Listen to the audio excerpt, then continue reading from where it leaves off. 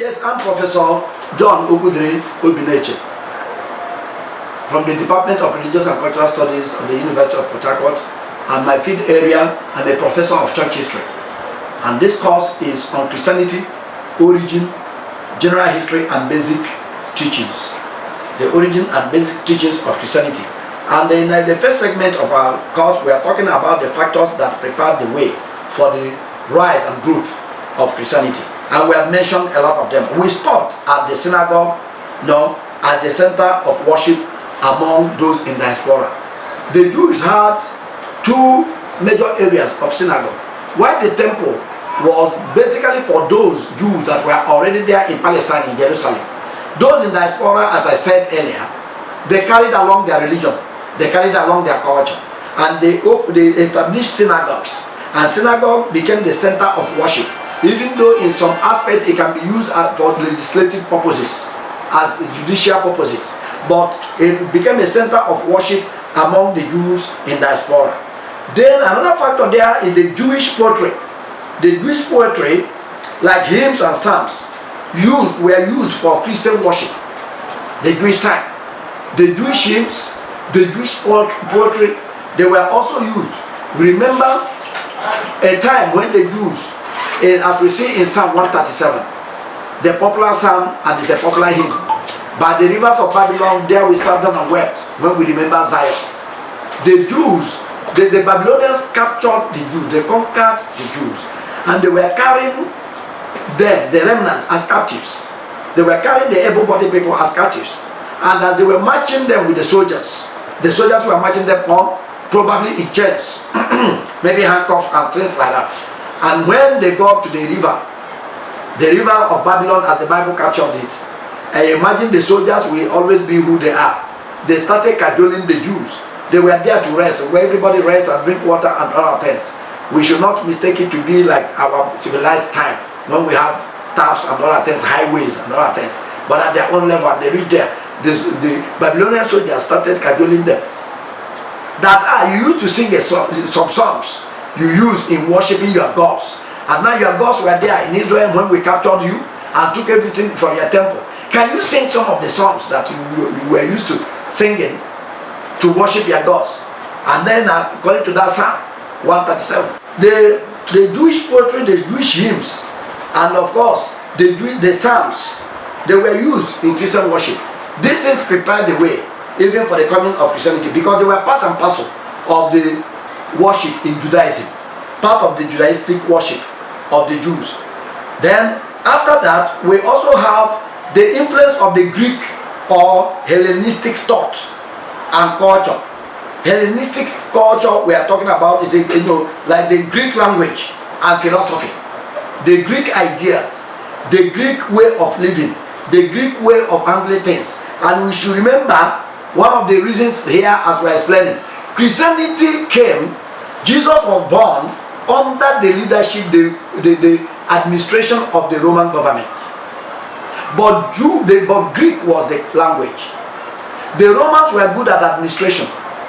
They were good at building of rules and other things, rule and order. And that's why we had what we call the Pax Romana, the Roman peace. But the Greeks were experts in intelligence, philosophy, learning. And that's why almost all the 90% or 95% of the ancient philosophers we had were the Greeks. And the school system we have today developed out of the Greek influence. And that is the reason why, even when Jesus was born under the Roman government, it is said in history that while the Romans conquered the Jews, the Greeks conquered their minds. And that's why the New Testament of the Bible was written in Greek language. The Greek language was used even when the Romans were in control. And that language also helped and contributed toward the development of the New Testament after Jesus was born. And that's what we call the influence of the Greek or Hellenistic thoughts and culture that was there, and the philosophy, the Greek philosophy, contributed towards the development of Christianity and the rooting of Christianity, the growth of Christianity.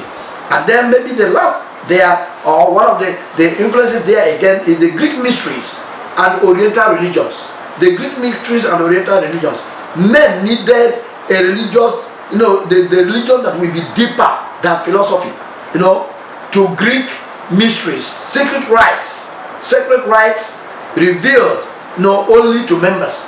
They have Greek mysteries. The mysteries we mean out of the Greek philosophy. They came the mysteries and the Oriental religions that were there.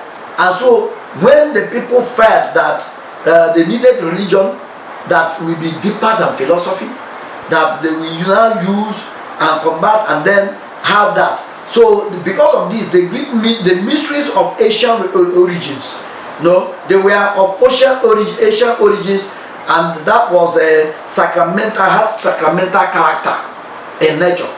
And these things came, the mystery religions.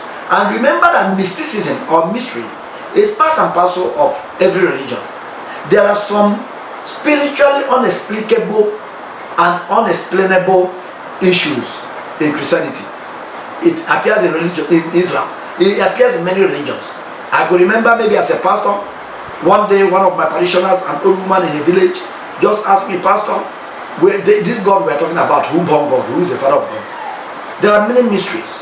When you talk about the Trinity, and that's why even in Christianity itself, as we're talking about, some denominations or religious traditions, denominational traditions in Christianity, when they cannot explain some issues, they drop it.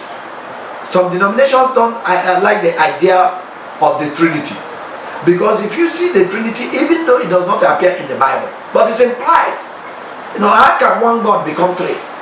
It's a mystery that upon all our human definitions and imaginations, we leave some of these mysteries, and some of these mysteries are there in Christianity that came. Then we came to the Roman influence. We have said here that the Greek influence was there. The Greek religion influenced the coming of Christianity and the coming of the Christian religion. So the Roman influence, laws, order, and communication systems, where the Romans were good at that. They built good roads, they maintained law and order in government, what we call today government or administration. They maintained communications. Communication was easy. That's why you see later in the New Testament, when Paul, for instance, appealed, he said, I appealed unto Rome. The government provided the enabling situation to ferry him down from Palestine to Rome, because that was the law and the order. The law was followed, the order was there. So the Roman influence was there. And that's why you remember what happened in the birth of Christ, the crucifixion of Christ, involvement of Pilate. He was a Roman governor, or a Roman procurator, administrator. And that's why when they marched Christ before him, and the Jewish law, their law they can only operate on religious law, but not on laws that have to do with some fundamental principles of the law. That the laws that involve human killing, capital punishment, the Jewish law cannot control it. It's the Roman law, because that was the government that was there.